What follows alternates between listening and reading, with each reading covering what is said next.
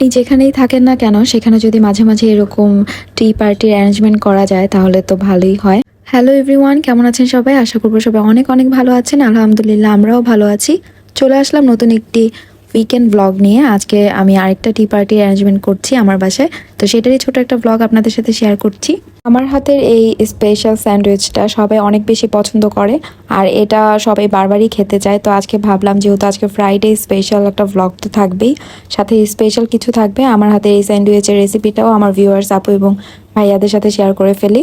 তো ফার্স্টে আমি চিকেনগুলোকে একটু ভেজে নিয়েছি, আদা রসুনের পেস্ট দিয়ে, একটু গোলমরিচ দিয়ে, সয়া সস দিয়ে ভালো মতো ভেজে নিয়েছি। তারপর চিকেনটাকে ঝুরঝুর করে একটু পিস পিস করে নিয়েছি। তারপর হচ্ছে শসা আর গাজর কুচিকে আমি একটু হাত দিয়ে চেপে চেপে রসটা ফেলে দেন আমি অ্যাড করব, না হলে পানি ছেড়ে দিতে পারে। তারপর যে মেয়োনিজটা মিক্স করেছি দেখতে পাচ্ছেন, এটাও আমি একসাথে বানিয়েছি। মেয়োনিজটাও আমি হোমমেড, আমি নিজের হাতে বানিয়েছি। তারপর সবগুলোকে একটু গোলমরিচ আর একটু টমেটো সস দিয়ে ভালো মতো মাখিয়ে আমি একটু ফ্রিজে সেট করার জন্য রেখে দিব।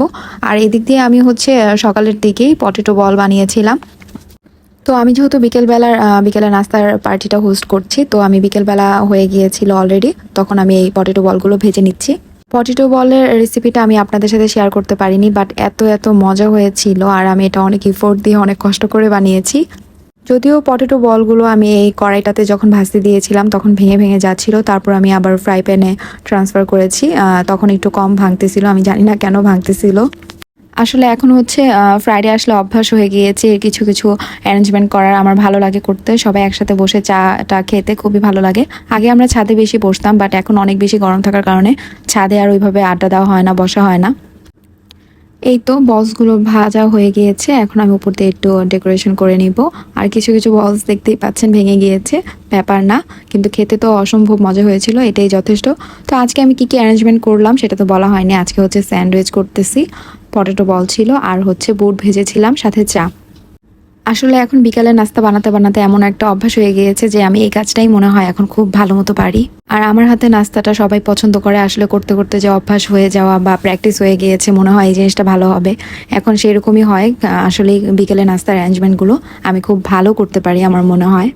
আসলে আজকে একটু স্পেশালভাবে চেষ্টা করেছিলাম, কারণ আজকে ছোট আপু আসার কথা ছিল, কিন্তু লাস্ট টাইমে দেখা গেল ও আর আসেনি, তো একটু মনটা খারাপ হচ্ছিল, কি আর করা। তো এদিক দিয়ে মেঝো আপুর বাসায় সব কিছু নিয়ে চলে এসেছি। এই তো আমি আজকে এগুলো রান্না করেছি, আপনারা তো ভিডিওতে দেখতেই পাচ্ছেন। তো আমার ভিডিও আপনাদের কাছে কেমন লাগে আমাকে কিন্তু অবশ্যই কমেন্ট করে জানাবেন। আপনাদের কমেন্টসগুলো আমার জন্য অনেক ইন্সপায়ারিং হিসেবে কাজ করে। কেউ যখন কোনো কাজ করতে গেলে অ্যাপ্রিসিয়েট করে, সেটা আসলে একটা ওষুধের মতো কাজ করে। আমার যেই জিনিসটা হয়, কেউ যদি আমাকে একটু কাজ করাতে অনেক আগ্রহ পোষণ করে, আমার ওই কাজগুলো করতে অনেক ভালো লাগে।